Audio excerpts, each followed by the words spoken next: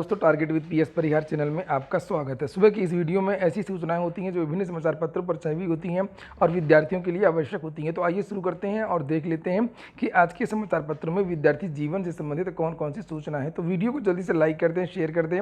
जिन छात्रों ने चैनल को अभी भी सब्सक्राइब न किया हो तो जल्दी से सब्सक्राइब कर लें ताकि आप लोगों को भी इसी प्रकार के ऑथेंटिक अपडेट सबसे पहले मिलती है। आगे बढ़ने से पहले एक सूचना उन विद्यार्थियों के लिए जो विद्यार्थी यूपी SSSC पीईटी की तैयारी कर रहे हैं। वे सभी अभ्यर्थी चक्षु प्रकाशन की इस बेस्ट बुक को ले सकते हैं। काफी अच्छी पुस्तक है ये। जिस प्रकार के प्रश्न यूपी SSSC की भर्ती में पूछे जाते हैं उन्हीं प्रकार के प्रश्नों का संकलन है इस पुस्तक में। 1950 से ज़्यादा बहुविकल्पी प्रश्न आपको देखने को मिलेंगे इस पुस्तक में और उनकी पूरी की पूरी विस्तृत व्याख्या भी देखने को मिलेगी। 20 प्रैक्टिस सेट भी हैं और पिछले साल का सॉल्व पेपर भी हैं। सभी कापी किताबों की दुकानों में चक्षु प्रकाशन की ये पुस्तकें आपको मिल जाएंगी। और अगर आप लोग ऑनलाइन मंगवाना चाहते हैं तो उसकी लिंक मैंने डिस्क्रिप्शन बॉक्स में दे दी है। काफ़ी अच्छी पुस्तकें हैं ये। चक्षु प्रकाशन की प्रैक्टिस सेट भी आती है, सॉल्व पेपर भी आता है, संपूर्ण गाइड भी आती है। जैसे आप लोग यहाँ पर देख सकते हैं, ये संपूर्ण गाइड है जिसमें 2200 से ज़्यादा बहुविकल्पी प्रश्न हैं और 2 सॉल्व पेपर हैं जो परीक्षा 24 अगस्त 2021 को हुई थी। और इस पुस्तक की भी लिंक मैंने डिस्क्रिप्शन बॉक्स में दे दी है। चलिए शुरू करते हैं आज की सूचनाओं को। सबसे पहली सूचना है 80% आरक्षण की। उसके बाद हम लोग बात करेंगे टीजीटी, पीजीटी और केंद्रीय विद्यालयों में 10,344 पद रिक्त इत्यादि भर्ती है उत्तर प्रदेश लोक सेवा आयोग की। और लोक सेवा आयोग अपनी मनमानियां करता रहता है, कभी कुछ बात आरक्षण की नहीं है, ये है मनमानी की। और जब विद्यार्थी कोई बात पूछते हैं तो उसका जवाब नहीं दिया जाता है, कह दिया जाता है कि आप हाई कोर्ट जाइए। तो उसी क्रम में विद्यार्थी हाई कोर्ट चले गए और ये भर्ती थी एपीओ की। एपीओ में 44 पदों पर भर्ती का विज्ञापन जारी हुआ था, 44 पदों पर, जिसमें से ओबीसी के लिए 21 सीटें, एससी के लिए 8 सीटें, एससी की और एसटी के लिए 3 सीटें, ईडब्ल्यूएस के लिए 4 सीटें दी गई थी। यानी टोटल पूरी की पूरी जो भर्ती थी वो आरक्षण में चली गई थी। आप लोग यहाँ से देख सकते हैं। और जनरल के लिए यानी कि 44 में से जनरल के लिए केवल 8 सीट थी। और यहाँ पर उसी क्रम में ये विद्यार्थी कोर्ट गए थे और कोर्ट ने लोक सेवा आयोग को यहाँ पर तलब किया है और लोक सेवा आयोग को अब इसका जवाब देना कि आखिरकार ये किस तरीके से आरक्षण का बंटवारा किया है। जबकि सुप्रीम कोर्ट के एक आदेश के अनुसार किसी भी दशा में आरक्षण 50% से ज़्यादा नहीं दिया जा सकता है। हालांकि इस मामले को अब समीक्षा में ये चला गया है। मामले की सुप्रीम कोर्ट में भी सुनवाई हो रही है एक केस की आरक्षण को लेकर के, जिसमें कई राज्यों में 80% तक आरक्षण दिया गया है और जो सामान्य वर्ग को अलग से 10% आरक्षण दिया जा रहा है, तो ये भी 50% का उल्लंघन है। देखते हैं आगे क्या होता है। यही सूचना अन्य समाचार पत्रों में भी है और अब इसकी जो अगली डेट है वो 19 तारीख लगा दी गई है। अगली सूचनाएं उत्तर प्रदेश लोक सेवा आयोग की हैं। असिस्टेंट प्रोफेसर के 2 पदों का परिणाम भी जारी कर दिया गया है। यूपीपीएससी ने राजकीय महाविद्यालयों में असिस्टेंट प्रोफेसर भौतिक विज्ञान सीधी भर्ती के 2 पदों जनरल का परिणाम शुक्रवार को जारी कर दिया। इसके लिए 31 अगस्त को इंटरव्यू हुआ था। सहायक रेडियो अधिकारी स्क्रीनिंग परीक्षा 2018 अभी हाल ही में इसकी परीक्षा हुई थी और इस परीक्षा की जो आंसर की है वो जारी कर दी गई है और ये उत्तर कुंजी 8 सितंबर तक उपलब्ध रहे। अगली सूचना लेखपाल भर्ती घोटाले की। नकल कराने में 3 और अभियुक्तों की अर्जी खारिज। अब कोर्ट भी समझ गई है कि ये मामला छोटा मोटा नहीं है, इसमें बहुत बड़ा गैंग और कोर्ट भी अब सख्त हो गई है, जल्दी जमानत इन मामलों में देती नहीं है।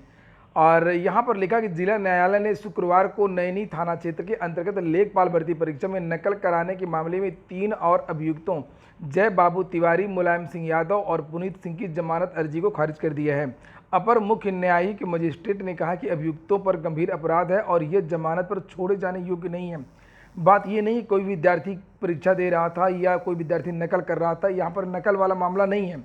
जिनकी जिम्मेदारी थी परीक्षा करवाने की वो खुद नकल करवा रहे थे, इसलिए कोर्ट ने इनको जमानत नहीं दी। और ये तीनों विद्यालयों के प्रबंधक थे। और आजकल जो नकल हो रही है परीक्षाओं में, प्रतियोगी परीक्षाओं में सबसे ज़्यादा जो शिकायतें आ रही हैं निकल करके वो केंद्र व्यवस्थापकों के द्वारा, प्रबंधकों के द्वारा, कक्ष निरीक्षकों के द्वारा, परीक्षा एजेंसी के द्वारा और चयन बोर्डों के द्वारा, चयन आयोगों के द्वारा नकल करवाई जा रही है। जैसे ये आज ही का समाचार पत्र है और इसमें लिखा है लखनऊ की आरएमएस कंपनी को नोटिस होगी ब्लैकलिस्ट। ये परीक्षा एजेंसी है जिसने उत्तराखंड की भर्तियों में, लगभग सभी भर्तियों में जम करके धांधली किया, पेपर बेचा।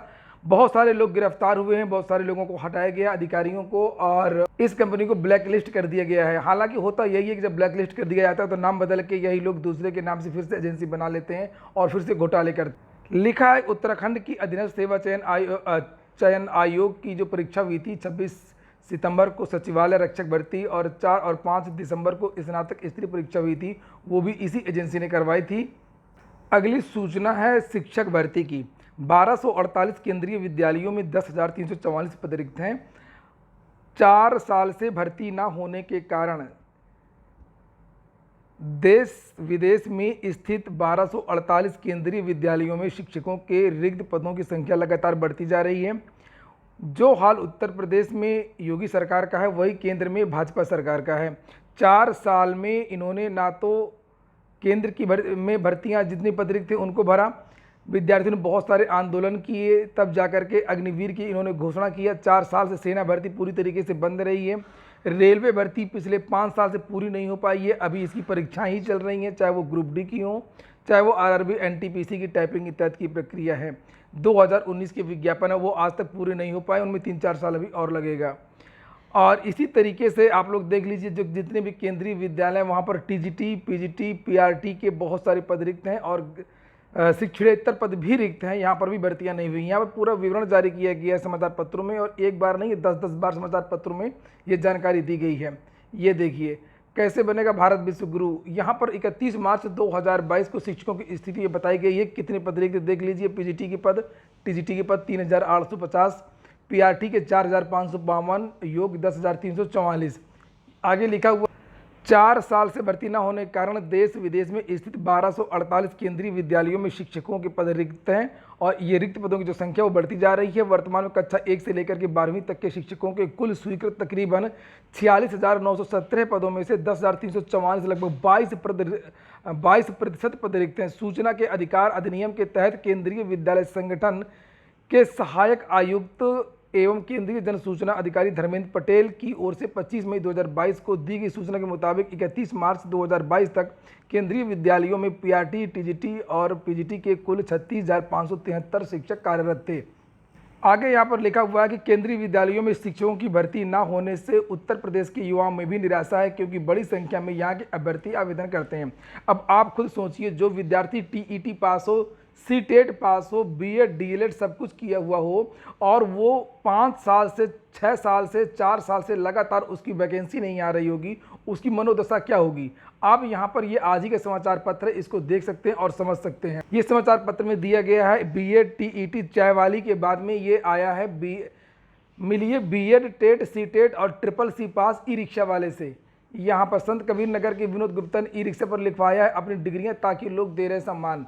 इसी तरीके से बहुत सारे सीटेट टेट पास विद्यार्थी सब्जी बेच रहे हैं, कोई चाय बेच रहा है, कोई टेम्पू चला रहा है, कोई टैक्सी चला रहा है।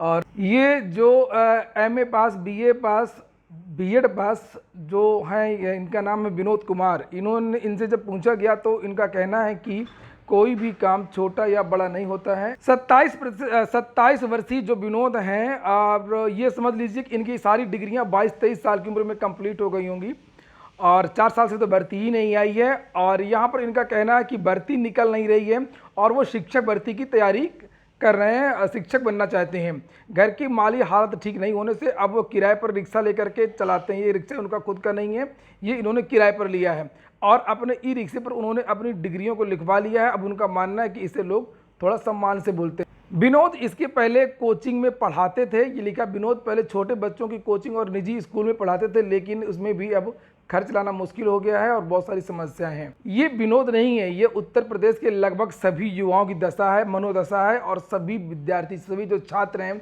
उनकी यही स्थिति। योगी सरकार शिक्षक भर्ती पर कुछ बोल नहीं रही है, भर्ती पर कुछ बोल नहीं रही है। सारी सारी भर्तियां पूरी तरीके से रुकी हुई हैं। यूपी SSSC का आप लोग हाल देख ही रहे हैं और बेसिक में भी कोई भर्ती नहीं हो रही है और ज़्यादातर जो विद्यालय हैं उनको प्राइवेट किया जा रहा है। ये कहना है समाजवादी पार्टी के राष्ट्रीय अध्यक्ष अखिलेश यादव का। और यहाँ पर ये आज का समाचार पत्र जिसमें लिखा कि भाजपा सरकार ने शिक्षा व्यवस्था को बर्बाद कर दिया है। अखिलेश यादव, सपा के राष्ट्रीय अध्यक्ष अखिलेश यादव ने कहा कि भाजपा सरकार ने शिक्षा व्यवस्था को पूरी तरीके से बर्बाद कर दिया है। मिशन कायाकल्प के नाम पर करोड़ों रुपए फूकने के बाद भी सरकारी स्कूलों की दशा नहीं सुधरी है। कई स्कूल जर्जर भवनों में चल रहे हैं। कल ही आपने सुना होगा कि एक स्कूल का गेट गिर गया था, एक बालक की मृत्यु हो गई थी विद्यालय में।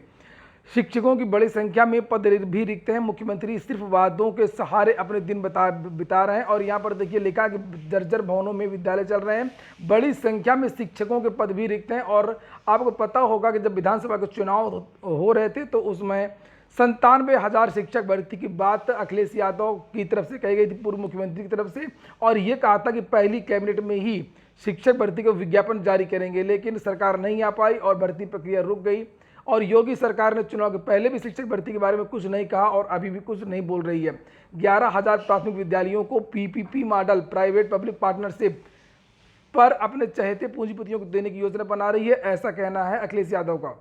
ये हो गया आज का वीडियो। पूरा वीडियो सुनने के लिए बहुत बहुत धन्यवाद।